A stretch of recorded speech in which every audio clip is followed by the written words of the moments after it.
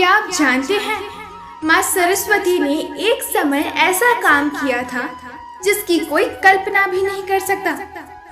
उस एक भूल के कारण उनको ऐसा श्राप मिला जिसकी वजह से उन्हें धरती पर उतरना पड़ा। इसी श्राप का परिणाम माता लक्ष्मी एवं गंगा को भी भुगतना पड़ा। आज हम जानेंगे वो कौन सा श्राप था जिसके कारण माता लक्ष्मी, सरस्वती और गंगा को पृथ्वी लोक पर आना पड़ा, तथा वो श्राप किसने दिया था। उससे पूर्व यदि आप इस चैनल पर नए हैं तो चैनल को सब्सक्राइब कीजिए और बेल आइकन को भी अवश्य प्रेस कीजिए ताकि हमारे नए वीडियो सबसे पहले आपके पास पहुंचे। तो चलिए शुरू करते हैं। पौराणिक कथा की मानी तो एक बार माता सरस्वती ब्रह्मलोक में अपनी वीणा बजा रही थी कि तभी माता लक्ष्मी वहां प्रकट हुई। माता सरस्वती ने उनका स्वागत किया और आसन ग्रहण करने को कहा। उन्होंने माता लक्ष्मी के हाल चाल पूछते हुए कहा, माता आप ब्रह्मलोक में क्यों नहीं आती। तब अभिमान के साथ माता लक्ष्मी ने कहा, उनके पास समय नहीं रहता। और तो और उन्होंने ये भी कहा, मैं जन कल्याण के कामों में अत्यधिक व्यस्त रहती हूँ। आज थोड़ा समय मिला तो सोचा आपसे मिल लूं। मुझे सब कुछ धन, वैभव तथा सुख देना होता है, इसीलिए समय नहीं मिलता। मेरे बिना इस दुनिया का चल पाना असंभव है। वही आगे माता लक्ष्मी ने माँ सरस्वती पर कटाक्ष मारते हुए ये भी कहा कि यदि उन्हें भी केवल ब्रह्मलोक में वीणा बजाना होता तो उनके पास भी समय ही समय होता। माता लक्ष्मी की अहंकारी बातें सुनकर माँ सरस्वती को अत्यधिक क्रोध आया, जिसके पश्चात उन्होंने भी माता लक्ष्मी को कटाक्ष मारते हुए कहा कि ये सत्य है कि आप वैभव की देवी हैं, किंतु फिर भी आपको चंचला कहा जाता है क्योंकि आपके पैर एक जगह टिकते नहीं। आप में बिल्कुल भी स्थिरता नहीं है। किंतु मैं आपके बिल्कुल विपरीत हूँ। मैं जिस भी स्थान पर जाती वहाँ आजीवन के लिए बस जाती हूँ। आपको तो कोई चुरा भी सकता है, किंतु मैं तो बांटने से बढ़ती हूँ। उन्होंने आगे कहा, कोई भी मनुष्य कितना भी धनी क्यों न हो, जब तक मैं उसके साथ नहीं होती उसका जीवन मिट्टी के समान ही रहता है। माता सरस्वती अत्यधिक क्रोधित हो गई थी, जिसके पश्चात आगे उन्होंने माता लक्ष्मी से कहा, यदि मैं न होती तो यज्ञ मंत्रोच्चारण संभव न होता। बिना विद्या तथा ज्ञान के किसी भी मनुष्य का जीवन संभव ही नहीं है।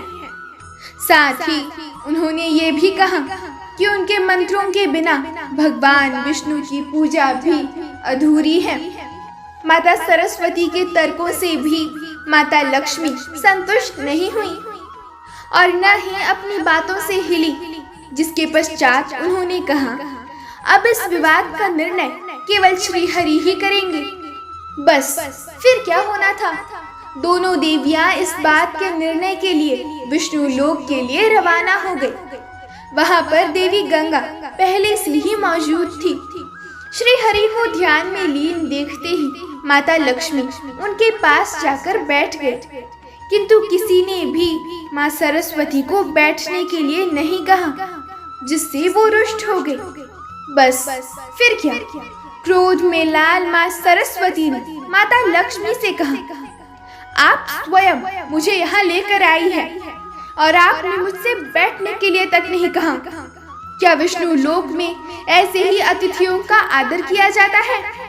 इस पर माँ लक्ष्मी बोली, मेरा निवास श्री हरि के हृदय में है और देवी गंगा को स्वयं प्रभु हरि ने अपने चरणों में स्थान दिया है। इसके अलावा उनके पास कोई स्थान रिक्त नहीं जहां आपको स्थान दिया जा सके। इतना कहकर दोनों देवियां माता लक्ष्मी और गंगा जोर जोर से हंसने लगी। अपना उपहास उड़ता देखकर माता सरस्वती के क्रोध की कोई सीमा न रही।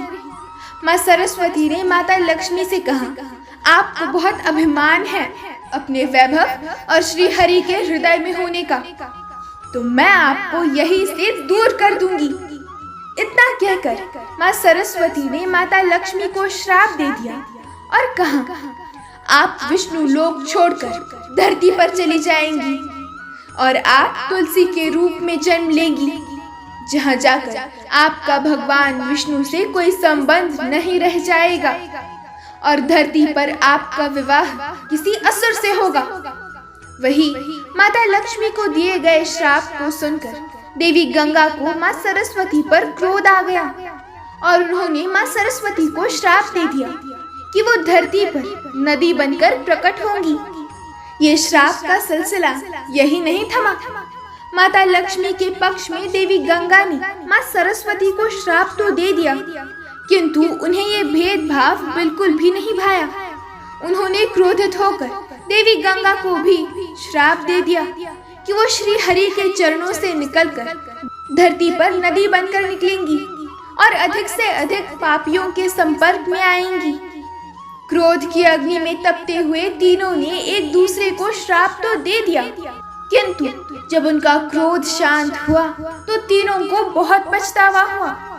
तब तीनों ने मिलकर श्राप से मुक्ति पाने का उपाय ढूंढा, जिस पर भगवान विष्णु ने कहा कि श्राप का फल तो आपको भोगना ही होगा, किंतु कलयुग के 10,000 वर्ष पूर्ण होने के पश्चात आप सभी देवियां पृथ्वी से अपने अपने लोक में आकर वास्तविक स्वरूप में मिल जाएंगी। इस बीच आपको अपने अंश से नदियों के रूप में अवतरित होना पड़ेगा और देवी लक्ष्मी तुलसी का पौधा बनेंगी। माना जाता है कि देवी सरस्वती अब अपने लोक को लौट चुकी है और अब गंगा के स्वर्ग लौटने की तैयारी चल रही है। इस प्रकार माँ सरस्वती, माता लक्ष्मी और देवी गंगा ने क्रोध में आकर एक दूसरे को श्राप दे दिया। इसीलिए क्रोध को अपने ऊपर हावी नहीं होने देना चाहिए। क्रोध आने पर शांत रहने का प्रयास करें। क्रोध से किसी का भी भला नहीं हो सकता।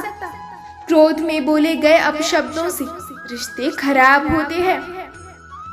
जय श्री कृष्ण।